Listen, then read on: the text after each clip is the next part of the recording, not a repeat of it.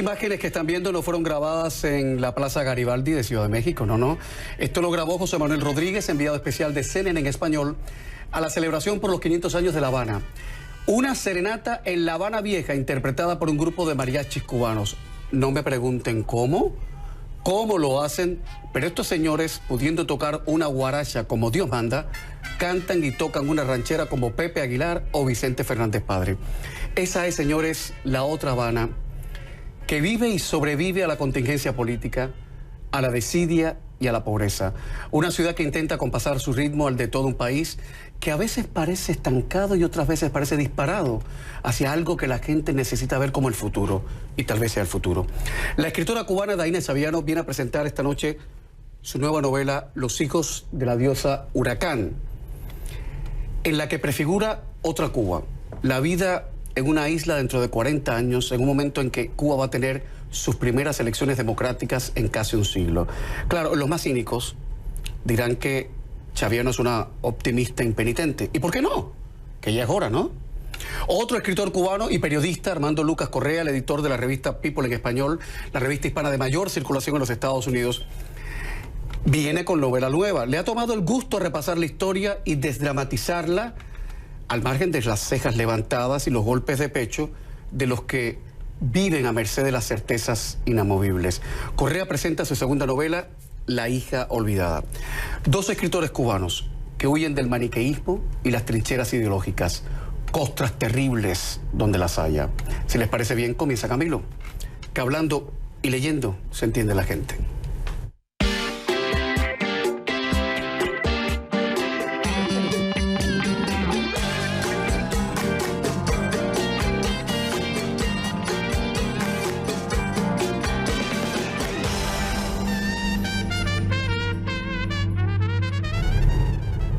Mi primer invitado dice que no quiere solo entretener, que ya es bastante. Entretener es bastante con la que está cayendo. Armando Lucas Correa, editor de People en español, trae su segunda novela, La hija olvidada, y es la nueva entrega de una trilogía sobre ciertos hechos poco conocidos, sabrá Dios por qué, del siglo XX. Hay que decir que con su primera novela, La niña alemana, publicada en 2016, Correa consiguió colocarse casi súbitamente en la cresta de la ola, porque fue traducida a 15 idiomas y se convirtió en bestseller internacional. ¿Cómo estás? Encantado de regresar. Felicidades. Gracias, gracias. Y para mí fue un honor presentar la primera novela contigo. Por favor. Y después de esa introducción, ahora me siento más comprometido. Me encanta todavía la portada de La hija olvidada. Sí, ellos hacen buenas por Simon & Schuster. Entonces, él tiene un departamento y aunque tú veas esa portada, eso es meses de trabajo. Claro, o sea, eso es, si hay cartas, no hay cartas, las niñas mirando de frente, mirando de espaldas, si se quiere ver la ciudad, no ver la ciudad. Es un proceso complejo, pero lo disfruto muchísimo. No es casual que a manera de exergo Armando haya incluido esta frase de Borges. Ojo, la meta es el olvido. Yo he llegado antes. Una maravilla de frase, ¿no? No, y además el tema del olvido es toda la narrativa de la novela. Es el olvido como abandono, como salvación. Pero ya como está, escape. en la otra novela tuya de alguna manera. De alguna manera también. El olvido y la desidia. Exacto, sí. Y yo creo que eso marca el estado de estos refugiados, ¿no? Yo estoy hablando de refugiados. Yo soy un refugiado al mismo tiempo. Yo soy un refugiado. Yo no tengo nada que ver con el Holocausto, ni la Tercera Guerra Mundial directamente. No, que tú eres más joven. Pero no, la gente me pregunta, bueno, ¿y tu abuela era judía? No, yo no soy, que yo sepa, bueno, somos, mis 4 abuelos son españoles, pero no somos judíos. Y siempre pienso en pero al final yo soy un refugiado, o sea, mi familia, nosotros tuvimos que reinventarnos como tú aquí en Estados Unidos. Y yo creo que de alguna manera eso marca mis libros, ¿no? La hija olvidada es la continuación de La niña alemana. Mira, te voy a decir algo, eso es un problema de marketing de Simon & Schuster, porque yo escribo libros, pero ¿qué pasa? Como el St. Louis, este barco con refugiados judíos rechazados en Cuba, Estados Unidos y Canadá, que los devolvieron a Europa y terminaron después muchos en Auschwitz, es algo que fue parte mío. Entonces yo quería de alguna manera, cuando hice todo este research, me aparecieron otras historias y empecé a trabajar La hija olvidada, ¿no? Tratando de rescatar otra historia olvidada también de este periodo. Y mi editora dijo, esto es una trilogía, porque además estoy trabajando en la tercera, La viajera nocturna, y que tiene que ver un rescate de otro tipo de historia. Y al final yo me doy cuenta que tal vez haya una cuarta, una quinta, una sexta, y no sé cómo la va a llamar. Se sabe, ¿eh? Nunca se sabe, porque en realidad lo que yo trato de hacer es rescatar pedazos de la historia que tendemos a olvidar. ¿Por qué? Bueno, tendemos a olvidar porque es fácil decir Hitler mató a más de 6 millones de refugiados judíos, pero cuando tú dices que parte de la tragedia está implicada Cuba, Estados Unidos y Canadá, preferimos ponerse olvidado, porque si te pones a dar cuenta, lo del San Luis se rescató en este país en el 2008 bajo la presidencia de Obama, que invitó a algunos sobrevivientes al Congreso, hicieron ahí una especie de homenaje. Y no fue sino hasta el año pasado, y yo me siento orgulloso de haber ayudado de alguna manera, porque el libro fue el primer país de habla inglesa que lo hizo bestseller for Canada. Y una de las sobrevivientes del San Luis es en estos momentos una ciudadana canadiense, era una de las niñas del San Luis. Y con el libro, con el éxito que tuvo, el primer ministro Jacques Trudeau hizo una especie de apology, disculpa, frente al House of Commons, que es una especie de congreso allá, y yo ayudé a la oficina de él a invitar a todos los niños sobrevivientes. Me encantó estar con 6 de esos niños en el congreso con ellos. Eso es lo que puede hacer. A veces uno piensa que no juega en montaña, pero se puede. Entonces, de alguna manera, es ahora. Todavía nos queda Cuba que lo haga y algún día se va a lograr, ¿no? Entonces, porque oficialmente no lo ha hecho. No, y además yo traté de regresar, porque yo fui con la primera delegación que se organizó después de abrir las relaciones diplomáticas bajo el presidente Obama, de publisher y editores a La Habana. Entonces, ¿qué pasa? Yo soy el editor de People en Español y me invitaron, oye, yo soy cubano, soy ciudadano americano, pero esto es muy complicado para mí. Regresé y me dejaron entrar. Entonces ahí mi editora ve, porque ahí va la gente de más poder en la industria del libro, y entonces a otro año viene otra vez el viaje, yo quiero ir con la niña alemana, gente que va a la presidenta editorial, va mi editora, van los grandes editores de Estados Unidos, y vamos a donar 100 copias de La Niña Alemana. Y además yo quería donar documentos originales que yo tengo del San Luis, porque si Cuba es parte de la tragedia, tiene que haber algo para... ¿Por qué no le contamos a los televidentes por arribita, grosso modo, porque la televisión es con los tiempos? ¿Qué fue la tragedia del San Luis? Porque hay que decir que es una de las historias más vergonzosas de la historia. De los últimos 100 años, vamos. Mira, el San Luis era un transatlántico de lujo que llevaba más de 937 refugiados judíos. Salieron de Hamburgo en mayo del 39, en el año en que ya perdieron todos los derechos civiles. Piense que es después de la noche de los cristales rotos. Y en ese momento estos judíos que pensaron que podían sobrevivir Hitler, uno porque tenían dinero o porque no pertenecían al gueto, lucían diferente, esperaron hasta el momento. Cuando ya lo pierden todo, el único país que dio visa en ese momento o permiso de desembarque fue Cuba. Los cobró a $175. Todos ellos se fueron felices. Hitler les dejó sacar solamente 10 Reichsmark. Eso no era nada, pero sí sus joyas, su ropa, las cámaras. Por eso hay tantas fotos del viaje. Llegaron a Cuba y el presidente Laredo Bru de ese momento firmó un decreto llamado el decreto 937 diciendo que no lo iba a dejar entrar. Estuvieron una semana negociando. El presidente exigió otros $500 por pasajero. Eso fue imposible. Vino alguien, Lauren Burns de New York, del Comité de Ayuda a los Refugiados Judíos, y negoció con el gobierno de Cuba. Él pidió un descuento de $13, una idiotez, y tenía un cheque de $50.000 para darle, para que lo dejara entrar, y él dijo que no. El 2 de junio salen del puerto de La Habana, llegan a Estados Unidos, el presidente Roosevelt les niega la entrada, Mackenzie en Canadá se las niega, y cuando están en las Islas Azores, ya en el medio del Océano Atlántico, logran refugio en Bélgica, Francia, Holanda e Inglaterra. Los únicos que sobrevivieron los avatares de la guerra fueron los de Inglaterra. Europa continental fue tomada por Hitler y la mayoría terminaron en Auschwitz. Muchos sobrevivientes hay porque terminaron en orfanato, los niños, y se salvaron algunos. O sea, y es verdad que en el puerto de La Habana los familiares iban en barquitos a clamar, a pedir que... Yo tengo imágenes inclusive del barco cuando llegó a La Habana y salió, y gritaban sus apellidos. En ese momento tú no sabías si tu familia llegaba, y gritaban los apellidos, y le decían, tírame el bebé. Un hombre se cortó las venas y se tiró al agua, lo llevaron al Calixto García. Fue una tragedia. Yo crecí con esa tragedia con mi abuela. Mi abuela es hija de refugiados españoles que llegaron a Cuba a principios del siglo XX, y ella estaba embarazada de mi mamá cuando el barco llegó. Entonces yo de niño escuché, Cuba va a pagar muy caro por los próximos 100 años por lo que le hizo a los refugiados judíos. O sea, por eso es parte de mi obsesión. Y entonces, buscando esa obsesión y buscando esa historia, entrevistándolo a los sobrevivientes, apareció Orador Surplé. Entonces la historia, otra historia que está oculta de la Segunda Guerra Mundial, que yo trato de rescatar. ¿Es esta mamá? Sí, esta es la historia de una dueña de una librería en Berlín. Es el momento de la quema de los libros. Ella tiene que salvar un solo libro. Si tú tienes que salvar un libro, eso lo tomé de mí.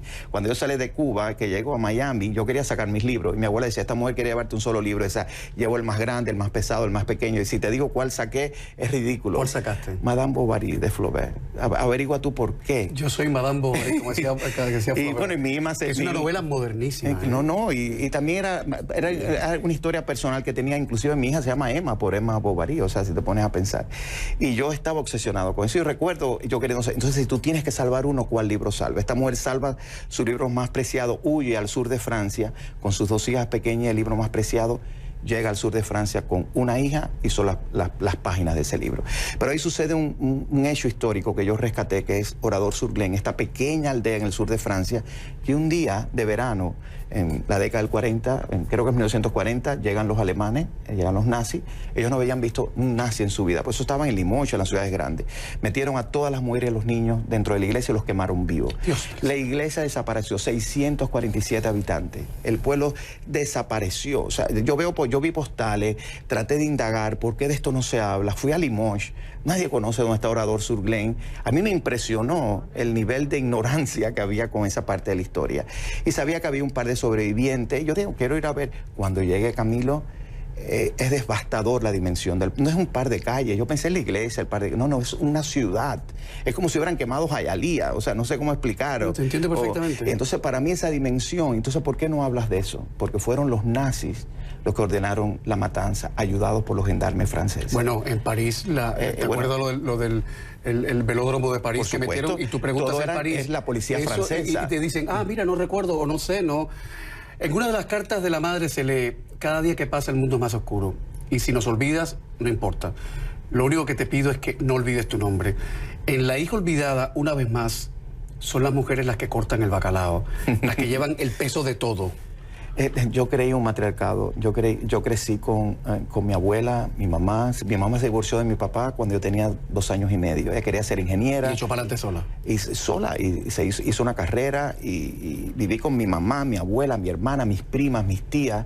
Y para mí, mi madre tuvo un rol muy importante también. O sea, ver esa mujer fuerte, decidida, de la cual tú aprendes. O sea, y yo creo, y además soy padre. O sea, de alguna manera yo creo que convertirte en padre te lo cambia todo, porque al principio yo quería hacer un libro de testimonios del San Luis, con entrevistas.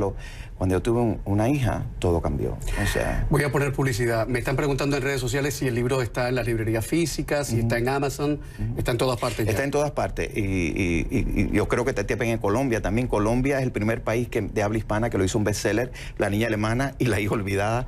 He ido a todas las ferias y Colombia para mí es muy importante. Ya entró en las listas en Argentina también, pero está en Chile, Perú, Ecuador. Y acabo de llegar de República Dominicana también. Qué chévere. Voy a poner publicidad, pero la próxima pregunta que le voy a hacer a Armando Correa tal vez nos moleste a todos. No la respuesta, Armando. Armando es un hombre lúcido. Sino la pregunta que voy a hacer. Tal vez nos inquiete, nos moleste, nos dé un poquito de sarpullido moral a todos. Porque de alguna manera, muchas veces somos cómplices de lo que pasa a nuestro alrededor, queriendo o no queriendo. Y así nos van las cosas. Ya volvemos.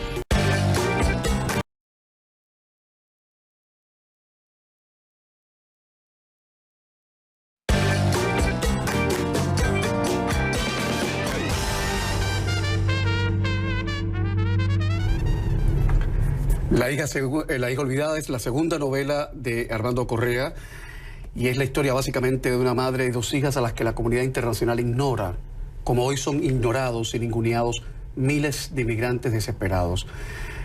Cuando uno lee estas cosas y ve lo que sale en los periódicos con los inmigrantes que llegan con lo opuesto, uno se pregunta, ¿no habíamos quedado en que somos buenos por naturaleza o eso era un engaño?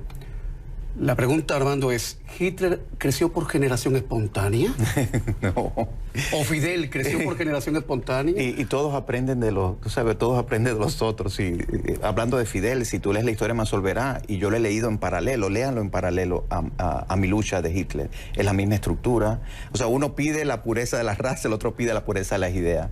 Pero con la misma estructura, además los dos escritos en la cárcel. Los dictadores se copian de alguna manera.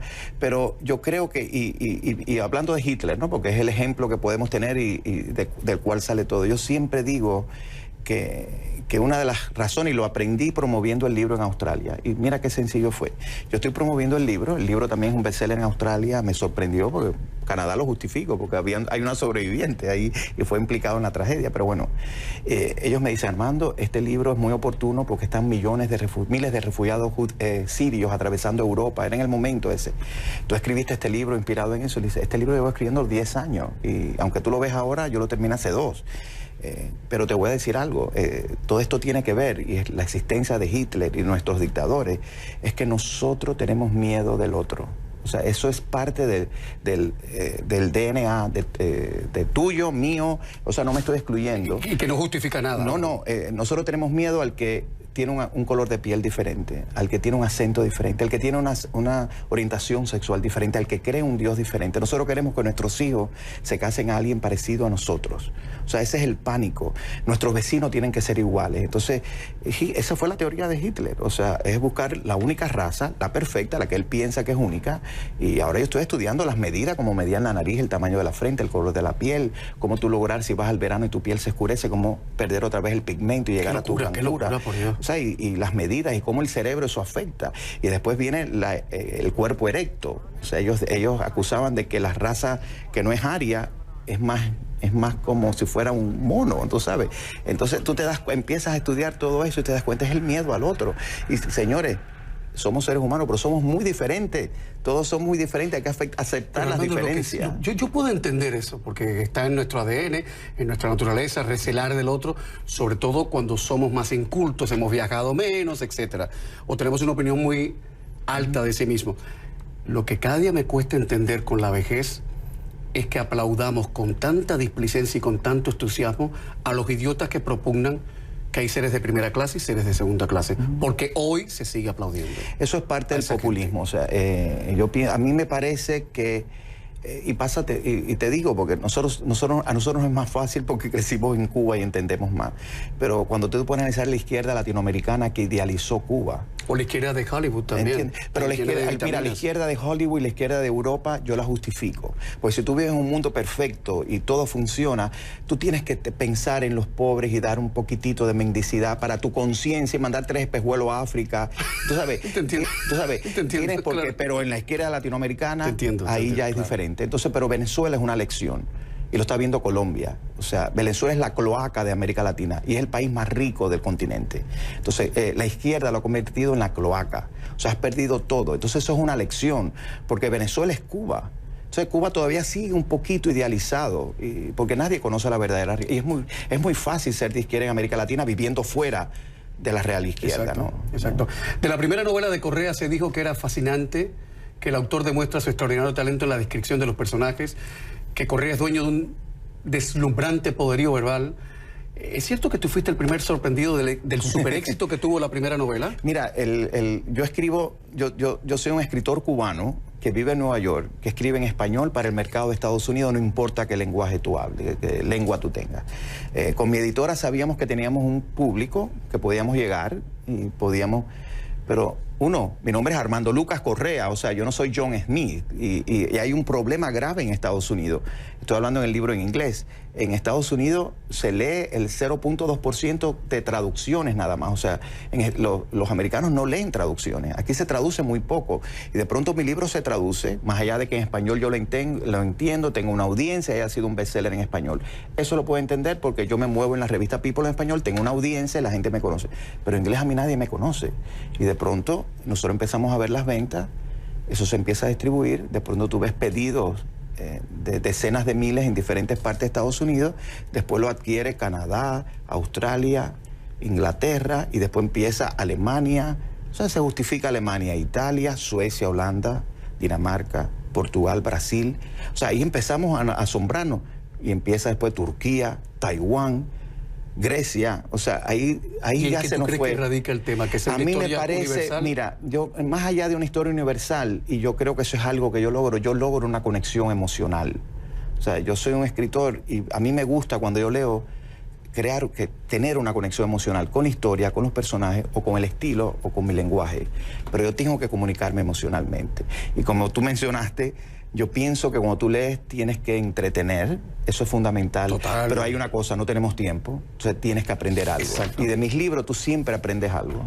Oye, debo decir que Correa llegó a Estados Unidos en 1991, como cualquier hijo de vecino, con la maleta llena de sueños, pero no mucho más que eso. Comenzó a trabajar como reportero en el Nuevo Herald, un periódico del sur de la Florida. Desde 2007 es el editor en jefe de People en Español, la revista hispana de mayor circulación en los Estados Unidos. En Cuba comenzó su carrera como crítico de teatro y danza. Es graduado de licenciatura en Teatrología y Dramaturgia del Instituto Superior de Arte de La Habana. Pero sin embargo dice que él no ha escrito libros pensando que son novelas históricas. ¿Qué quisiste decir con eso? Porque son novelas históricas, pero puras y duras. Sí, lo que pasa, mira, yo soy primero lector y después escritor. Yo soy un lector, ¿no? Entonces, ¿se puede ser un buen escritor sin ser un buen lector? Jamás. Mira, claro. yo no... Me cuesta trabajo. Stephen King dice que si tú no escribes 2.500 palabras al día no eres un escritor. Entonces cada uno tiene una... Entonces, pero yo creo... Perdón, pero tu querido Flaubert era capaz de cambiar una coma y decir, ya hice el día. Ya hice el día. Claro. Sí. Yo si no escribo 500 palabras me siento mal. Entonces, si no las escribí, tengo que superar la cifra. Pero, o sea, eso son metas de mi locura que yo tengo. Pero tú tienes que leer. O sea, la gente me dice, ¿qué debo ir a un curso? Yo no creo, no me interpreten. Los cursos de aprender a escribir, los círculos literarios, eso es cuando tú tienes 12 años. O sea, yo no me veo. Si tú quieres aprender a escribir, lee. Tienes que leer. Es como único. Y en mi caso, antes de escribir, yo tengo que leer 1 hora y 45 minutos, porque una palabra me despierta el cerebro. Mi cerebro se despierta cuando estoy leyendo. ¿Eres capaz de llorar, digamos, en un pasaje de un libro? Ay, no, yo desde que nacieron mis hijos, yo lloro. Tú me cuentas una historia de algo, yo te puedo llorar ahora. Yo he llorado en la televisión nacional. O sea, a mí me avergüenza. Yo se lo decía el otro día a un invitado, cuando tienes un hijo, todo te da como más miedo, todo. Sí, a mí me pasa una película y lloro. Yo leo. Yo hasta con el parte del tiempo, vaya. Yo soy un desastre. Yo he llorado en presentaciones de libros y cuando estoy escribiendo, por supuesto. Hay un pasaje que nunca se me va a olvidar de La niña alemana, que es el momento que el padre en el barco tiene que tomar una decisión drástica con un hijo, o sea, matarlo, o es la única manera de sobrevivir para él, ¿no? Y yo estoy escribiendo, estoy aquí en Miami Beach en mi apartamento escribiendo, y mi hijo Lucas tenía como 3 años, algo así, estaba haciendo caca en el baño, se puede decir caca aquí, y me llama, papá, límpiame que terminé. Y cuando llego al baño me ve, pero llorando, y dice, ¿qué pasó? Yo no hice nada. Ay, bendito. Yo le dije, no te preocupes, no pasa nada. Pero yo lloro, yo me emociono, o sea, y me encanta y me sorprendo de mí mismo cuando se me ocurre algo, una frase buena, un buen párrafo. Los escritores somos un poquito locos porque a veces perdemos demasiado tiempo con una oración perfecta y nos sentimos que conquistamos el mundo y después la lee cualquiera y nadie se da cuenta. Nadie se da cuenta. La hija olvidada, lo propongo como regalo de Navidad. Háganlo, que está muy... sobrevalorado regalar cositas por Navidad, y como los libros no muerden, sería bueno regalar un libro. No está mal. Hace muy bien, sí. De verdad. Oye, Armando, un placer estar acá y no hay nada como conversar con alguien que lee. Eso para mí me da mucho placer. Muchos televidentes de este programa también leen, porque yo a veces pronto digo, tal libro que fue tal novela, y me dicen, enseguida están ahí. Señoras y señores, seguimos hablando de libro con una de las grandes damas de la ciencia ficción de Iberoamérica. Está entre las 3 mujeres más poderosas del género fantástico y de ciencia ficción de Hispanoamérica. Es tan audaz que su nueva novela habla de una Cuba dentro de 40 años en las que ya ha habido unas elecciones democráticas. Bendita sea la literatura. Daina Chaviano, minutos aquí en Camino. Ya volvemos. Este viernes 22 de noviembre tampoco habrá espacio para la corrección política en este programa. Invitado, el escritor y periodista español Arturo Pérez Reverte. Viernes 22 de noviembre en Camilo. La polémica garantizada.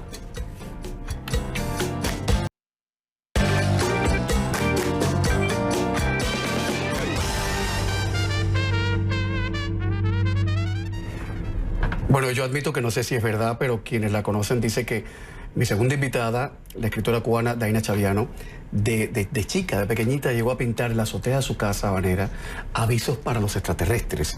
Buenas noches, querida. Si eso es cierto, ¿qué le decías a ellos? Buenas ¿Tu noches. casa? Buenas noches. No, los invitaba, es verdad. Eso es verdad. Es verdad. Los invitaba a venir, a buscarme. ¿Y qué decían tus padres? Eso lo hice escondida de mi padre. Y mi padre, cuando se enteró, puso el grito en el cielo. Porque dijo, nos van a llevar presos, porque van a creer que le estamos enviando señales a los aviones espías. Aviones, Sí, cosas políticas. En esos días estaba ese problema y yo pintando en la azotea señales para comunicarme con alguien. En tu casa era en Miramar. Era en, playa, está cerca de Miramar. Cerca de Miramar. Daina Chaviano en 1998 se convirtió en la primera extranjera en ganar el premio Sorín de novela que convoca el Grupo Planeta y la Diputación de Alicante. Con su novela El hombre, la hembra y el hambre. Mejor título que es imposible, es como Los tigres de Cabrera Infante. Ahora, tu nueva novela, aquí está, Los hijos de la diosa Huracán, publicada por Grijalbo, ocurre en una Cuba dentro de 40 años en la que hay incluso elecciones democráticas. Ocurre, en dos tiempos, porque es una historia que va corriendo paralela. Comienza en un Miami y que desemboca en una Habana en un futuro cercano. No digo nunca la fecha, pero puede ser 30, 40 años en el futuro.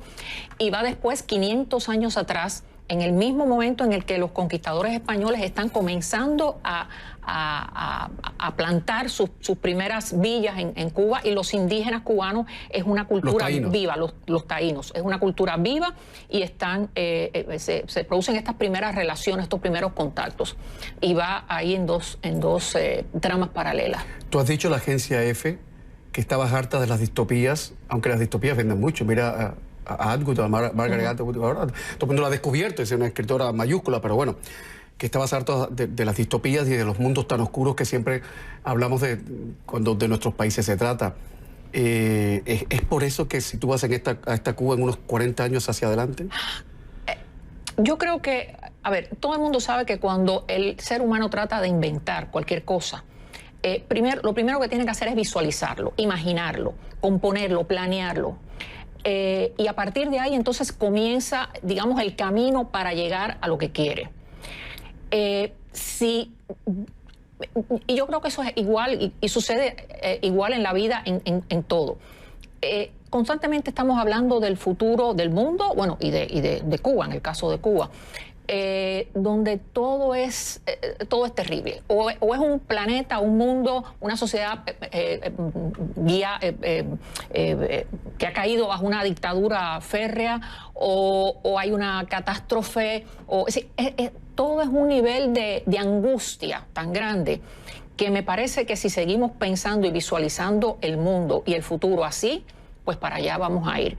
Yo creo que necesitamos imaginarnos y concebir que existe otra posibilidad. Porque la hay. Porque la hay. Y en la física cuántica, una de las cosas que se dice es que precisamente la posibilidad de pensar de una manera u otra puede encaminar esa realidad. Entonces se han hecho una serie de experimentos muy interesantes que, no voy a entrar obviamente aquí a narrar, pero sí existe la posibilidad, y la ciencia lo está diciendo. Cuando visualizamos una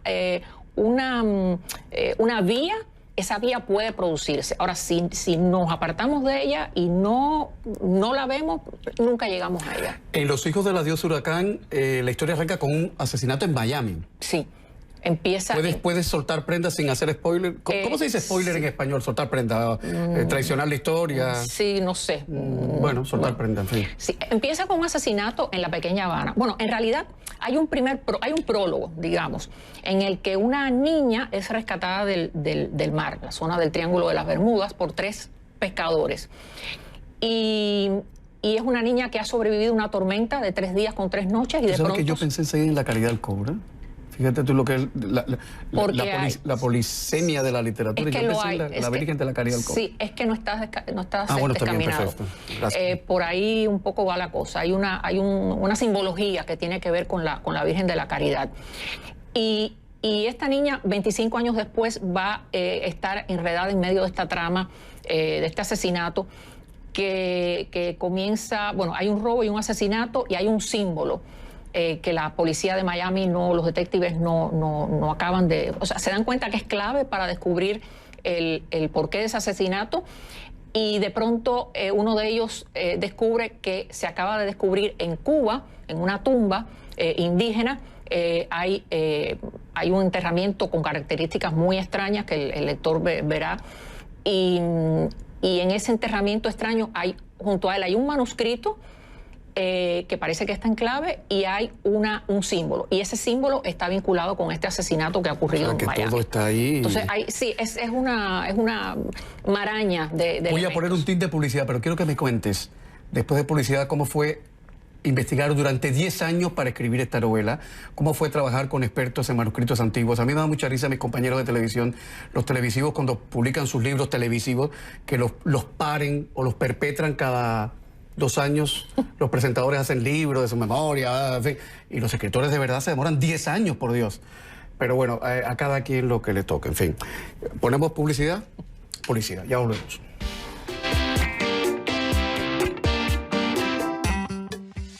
Gana 5,000.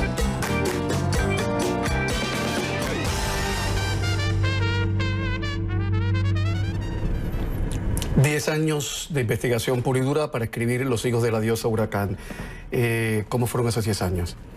¿Apasionantes, fascinantes, agotadores? De todo. Hubo momentos en que muchas veces me pregunté, ¿vale la pena? ¿Vale la pena pasar tanto trabajo, estar escondida, decirle que no a los amigos que me invitan a una fiesta, a una comida, a un club? Y decirles, no, estoy trabajando. No, amigos que quiero mucho, decirles, no me llames más, no puedo ir, no voy, estoy trabajando. Pero era algo que necesitaba hacer. Era una historia que tenía que contar, que faltaba. Nunca se ha escrito una novela, no existe ni una sola novela, es increíble, sobre la cultura taína. Nadie ha escrito una novela sobre eso. Y yo, que soy un amante de la literatura, de la novela histórica, leí de niña desde Sino el Egipcio, El Dios de la Lluvia y Ahora sobre México, Mayapán, Corazón de Piedra Verde. Todas son novelas que reflejan lo que fueron diferentes culturas. Pero en el caso de América y en el caso de Cuba no existía esta historia. Y yo venía arrastrando un personaje que era el personaje de un indio mudo que apareció, era un espíritu. Era un espíritu que se le aparecía a la protagonista en El hombre, la hembra y el hambre, y que después volvió a aparecer de una manera que fue casi contra mi voluntad. En un pasaje, cuando estaba escribiendo La isla de los amores infinitos, de pronto vuelve a aparecer este personaje que se negaba a irse. Tuve que incluirlo en la novela. Y de alguna manera, cuando terminé La isla de los amores infinitos, seguía con este personaje. ¿Quién es? ¿Por qué es mudo? ¿Por qué quiere hablar y no puede? Y así sale. Esa fue una de las resortes, digamos, que me hizo escribir Los hijos de la diosa Huracán. Pero en estos 10 años de investigación, ¿qué fue lo más sobresaliente que encontraste sobre los indios? Digo esto, los indios taínos, porque los cubanos tenemos la percepción, y en el Caribe mucha gente tiene la percepción, que eran 4 indios. No. Y súper subdesarrollados, que se ponen unas cosas, unos cocos para cazar los patos, pero parece que no. No, es mucho más, era una cultura muchísimo más compleja y mucho más rica de lo que nos enseñaron en la escuela. Exacto. Todo el tiempo. Con una estructura social muy interesante. Jerarquizada y todo. Jerarquizada. Tenían cada jerarquía, cada grupo, cada estrato social sabía lo que podía y no podía hacer. Por ejemplo, casi todos por poner un ejemplo, los artesanos, los que hacían la cerámica y después la dibujaban, casi todos eran de la nobleza, cosa que no es algo que yo fui descubriendo en medio de la investigación. Pero también las relaciones de cómo, por ejemplo, el cacicazgo, cuando moría un cacique, el cacicazgo no pasaba al hijo del cacique. No había nepotismo. No. Pasaba a uno de los hijos de las hermanas. La línea de herencia, de sucesión, era matrilineal, a través de la mujer. Oye, ¿tú eso? Porque ellos decían que siempre se sabía quién era la madre, pero nunca se podía saber quién era el padre. Entonces, cosa muy, muy sabia de los taínos. Y entonces, para mantener la línea sanguínea, sí tenía que ser la hermana, o sea, moría el cacique. Entonces, una de las hermanas, la mayor, casi siempre, que tenía hijos, bueno, el hijo mayor, por ahí entonces era que se heredaba. Nada de eso nos explicaron nunca en la Nada. escuela. Daina Chaviano está considerada por la crítica entre las escritoras más importantes del género fantástico de ciencia ficción en Hispanoamérica, junto a la argentina Angélica Gorodischer y la española Elia Barceló. Ella estuvo en este programa. En Rayuela, Cortázar dice: el absurdo es que salgas por la mañana a la puerta y encuentres la botella de leche en el umbral y te quedes tan tranquilo porque ayer te pasó lo mismo y te volverá a pasar mañana. Habría que intentar otro camino, dice Cortázar. ¿Qué es lo fantástico? Lo fantástico es una manera diferente de ver el mundo que nos rodea. Es echar una ojeada al universo en que vivimos, pero una ojeada diferente. La gente acostumbra a decir o a creer o a pensar que lo único que existe es la mesa, lo que toco, mis manos, lo que veo directamente, y se olvidan que el universo es mucho más que esto. Hay elementos y eventos inexplicables e invisibles, cosas que no podemos explicar según las leyes de lo racional, entre comillas. Y yo pienso que lo fantástico es la exploración de esa posibilidad, de ese otro mundo, de esa otra dimensión de lo real, pero a veces visto desde ángulos distintos. Lo fantástico, entre otras cosas, sirve para buscar metáforas también y vías para solucionar problemas a los que no encontramos solución por la vía digamos, más directa o más evidente. Y la fantasía y lo fantástico es parte también de la inteligencia humana. El ser humano creo que es el único animal que fantasea y que tiene la capacidad de prever, incluso de imaginar lo que parece imposible. Puede ser muy subversiva la fantasía también. Lo es. Por eso muchos regímenes totalitarios no se llevan bien con lo fantástico. Publicidad y a la vuelta. Les voy a contar qué hacía esta mujer en Cuba y cómo un buen día Cuba descubrió o redescubrió la ciencia ficción gracias a esta mujer que en ese momento era muy jovencita, ¿eh? Porque si hay una escritora precoz en Cuba es el caso de Daina Chaviano, la verdad. O sea, el del Tábano, Voynich, escribió la novela creo que con 20 años. El diablo en el cuerpo de Radiguet fue a los 10 y pico. Y tú debutaste con 22, 22. Eras muy jovencita, sí. ¿Eh? Dame las gracias que te puse con gente. Sí, no, ya veo. Publicidad, estamos de vuelta enseguida. En Puma. Una pregunta, que preguntando se llega a Roma. ¿Y si el aborto fuera cosa de hombres, existirían las mismas leyes? ¿Y si el derecho al aborto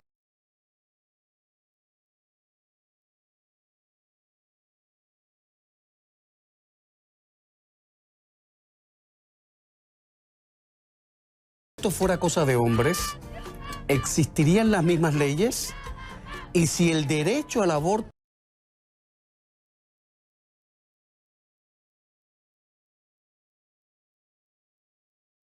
lo decidieran las mujeres y no los hombres? Este jueves 21 de noviembre, en Camilo.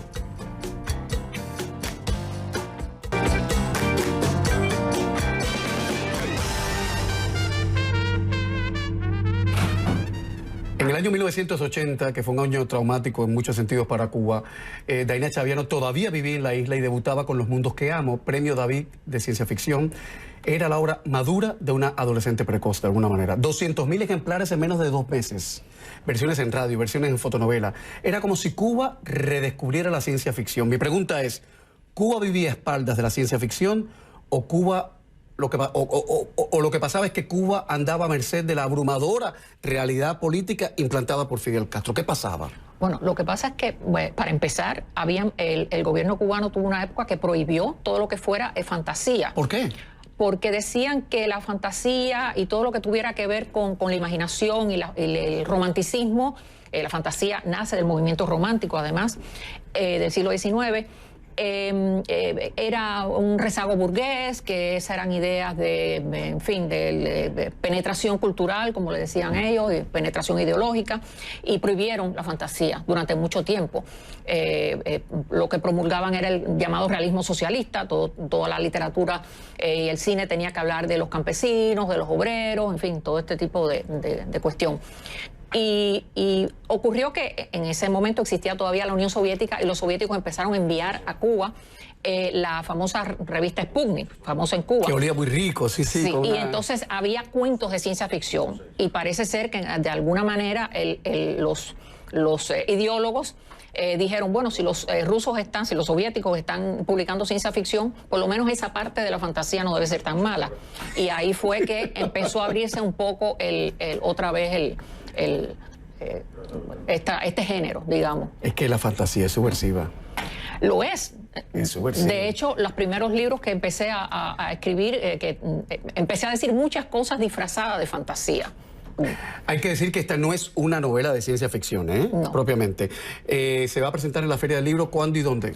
Se va a presentar el sábado 23 de noviembre, este sábado, a las 4:15 de la tarde, 4:15, en el edificio 8, en el 5º piso. Ahí voy a estar en una mesa dedicada al thriller, porque esto es un thriller histórico, y voy a estar con un escritor argentino y cada uno va a presentar su novela. Me quedan 30 segundos. Están preguntando en Colombia que dónde pueden comprar tu novela. Amazon, me imagino. En Amazon y también en librerías. Los lectores olvidan que cuando no encuentran una novela, si es, además como esta, como de una editorial como Grijalbo, si no la encuentran, pueden encargársela a los libreros y ellos con todo gusto. ¿O a la editorial? A la editorial o a las mismas librerías. Una pregunta que dejo de tarea.